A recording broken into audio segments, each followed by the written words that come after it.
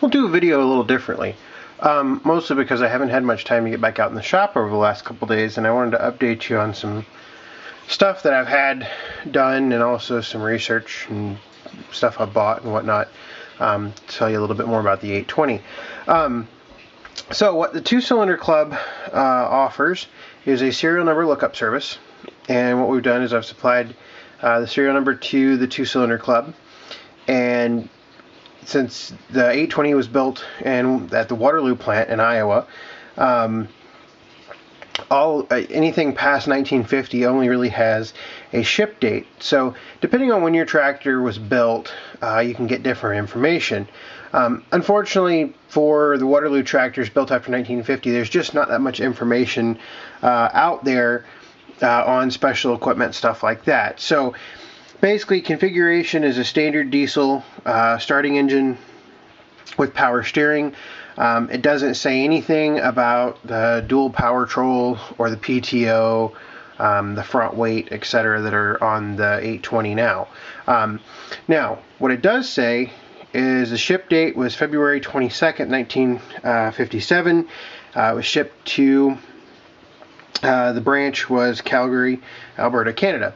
So that means it probably worked in the wheat fields. Had a discussion with a couple people about this, both online and offline. And makes sense for a tractor that worked in the wheat fields in Canada to have dual power troll. I'm not really sure about the PTO. I don't know how heavy the PTO has been used. Really kind of one of those things that, I don't know why a PTO would be needed with wheat fields when undoubtedly it's probably being planted. There's combines. Maybe it was a pull behind combine. I'm not really sure. But anyway, so that's a little bit more about the tractor. I also picked up this brochure, and I just figured I would go through it because a lot of times, these brochures are expensive. When you find them, you got to pay a decent amount of money for them, and they contain some really cool information that you normally don't get when you just do searches online. So I figured I would go through it and just flip through it, so it kind of highlights some of the more interesting things I learned. The 820 was offered as a 6-plow tractor. A lot of people only pull five bottoms with it. I probably, whenever I get a plow, I'm going to look for either a 4 or 5 bottom. I prefer a 5 over a 4, but I would take a 4 just to do something with it. If you want to pause it and read it, I don't know how well this will come through on video, but it kind of gives you a little bit of backstory on the R and the 80, and then the 820, and then obviously after the 820 came the 830. On this page, it basically kind of gives you some pictures of how it could be used. Grain growers, which is what this tractor was used for, because you're going to grow grain.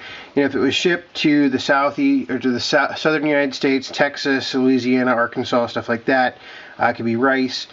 Most of that had to do with the tires. There were some extra guards on the tractor, a couple other things that were offered.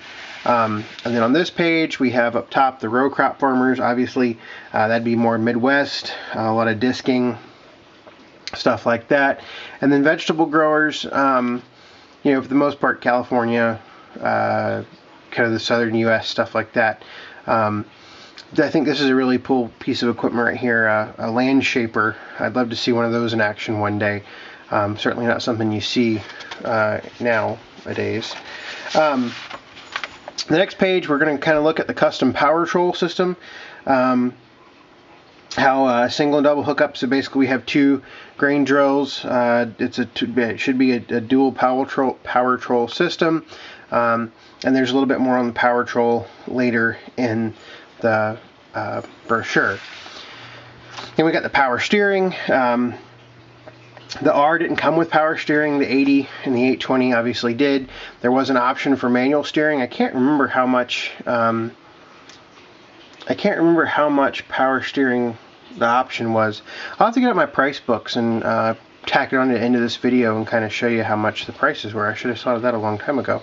And then independent power takeoff. Obviously this was a pretty big deal, particularly when the R came out. It was live power takeoff, the first time you could actually stop the tractor with the PTO still engaged. So that was a pretty big deal.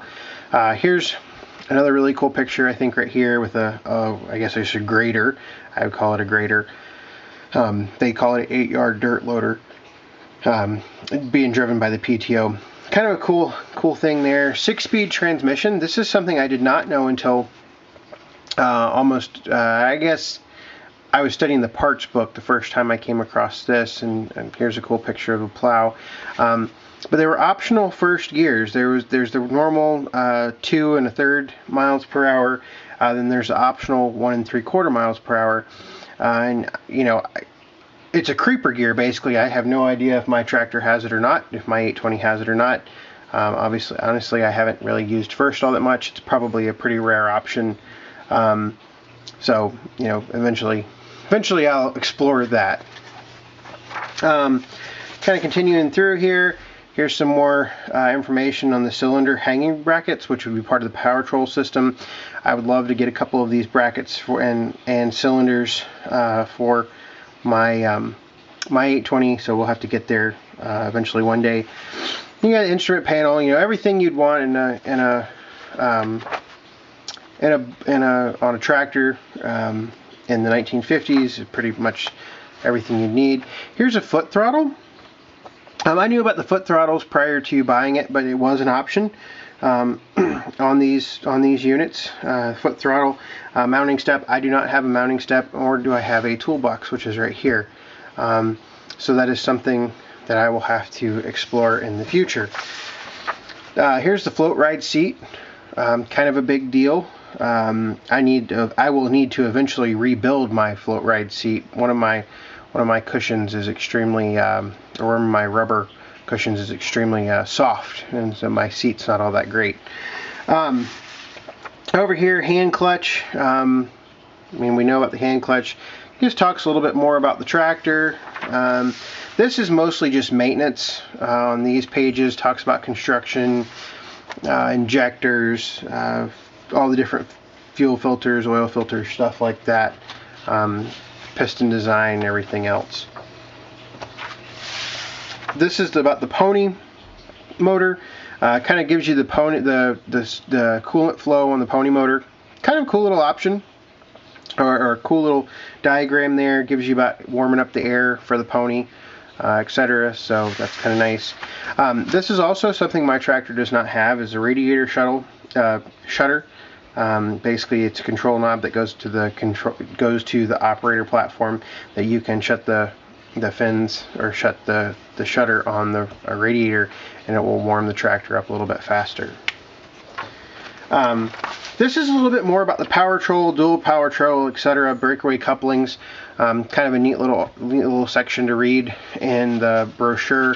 I really enjoyed reading it. Taught me a little bit more about it. It's got a cutaway pump right here. That was kind of cool to see. And then we get on to accessories, drawbars, parts, warning lamps. I would love to have a warning lamp for my 820, seat cushions, stuff like that, cigarette lighter, which I do not have a cigarette lighter. The last page is just showing the cab that you could get for it. Also the race special. It's got the cover, different tires, stuff like that. The brake covers, axle bearing covers. You can see those right there. And then the specifications. Belt horsepower would be 75.6, drawbar horsepower 69.6, and then you have your speeds here, your belt pulley, power takeoff, engine speed 1125 RPM, bore stroke 6 1/8 by 8 inches, displacement, compression, stuff like that. 471.5 cubic inches for displacement across 2 cylinders. That's kind of a cool stat right there. Got a couple questions on the actual horsepower of the cranking engine, and I have not been able to find that anywhere, because all it says in any brochure or bulletin or manual that I have is just a V4 gasoline starting engine. There are probably somebody out there that knows more about it than I do, that actually has a power output for it. Big thing, shipping weight. 7,850 pounds approximate was the shipping weight, and it was 8,150 pounds with the power shaft, the power troll, and the power steering, which my tractor came with the power shaft, power troll, and power steering. Plus, it's got the front weight, and it's got loaded tires and a couple other things. So I'm guessing that my 820 is probably pushing 10,000 pounds or so. This brochure right here is 11 of 57, so it's November of 57. I don't know if this would have covered the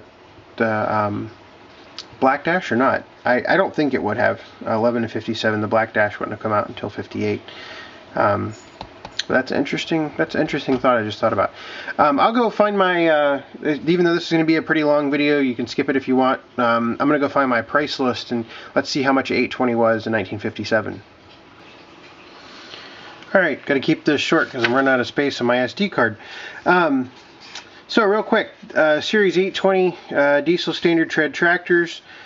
This covers basically all the 58 tractors, so serial number 3100 and up. Basically all the black dash tractors. Standard, as they came, shipping weight was 7,698 pounds. List price was $4,850. You have your choice of rims and tires, etc. You could get road grader tires, which is kind of interesting. There's a couple other there. Power shaft, live power takeoff was a $214 option. Power steering was a $130 option. Dual remote cylinders was a $313.75 option. And then you could bump the two of these together, so live power takeoff with dual remote cylinder controls was $408, so it would negate the two that I already went over. Cylinders and hoses, $87.75 each basically. Cigarette lighter was a whopping $2.45. The creeper gear, which probably now is well over the $1.75 that it would cost to order it from the factory. I would hate to know how much that creeper gear is now, because I'm sure not a lot of them exist. Heavy duty drawbar supports, stuff like that, pre-cleaners, speed control pedals, which was $12.09. So kind of cool to see how much tractors were back in this is 1958.